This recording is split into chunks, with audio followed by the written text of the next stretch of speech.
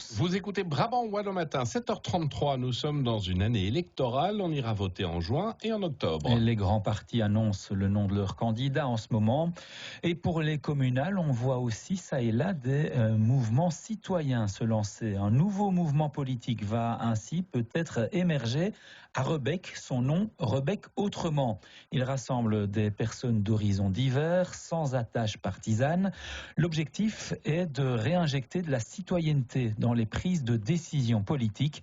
Présentation avec Hugues Van Peel. Étienne Mailleur, le porte-parole du mouvement, ne dit pas que tout va mal à Rebec, au contraire. Mais il pense qu'on peut faire les choses autrement en impliquant davantage les citoyens. Certes, les citoyens remplissent leur devoir de payer des impôts et de voter. Et après, il ne se passe plus rien pendant toute la législature, par des intérêts, par complexité, pour plein de raisons.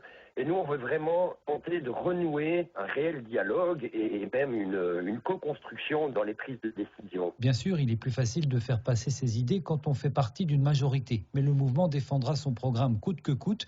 Il le fera en proposant plutôt qu'en s'opposant. L'idée est vraiment de porter la voix quasi au quotidien des citoyens au sein du conseil communal, que les citoyens reprennent goût en la politique. Quand je parle du projet autour de nous, je dis, tiens, voilà, on a un projet politique. Tout de suite, les gens ferment la porte, ça ne m'intéresse pas. Quand on reprend la même phrase avec les mêmes personnes en disant, voilà, j'ai un projet de citoyen, ah, c'est quoi ?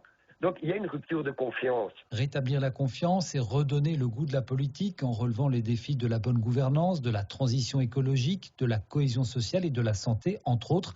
Rebec Autrement a déjà son manifeste. Il reste à rédiger le programme et trouver les candidats. Les explications d'Hugues Van Peel, des citoyens.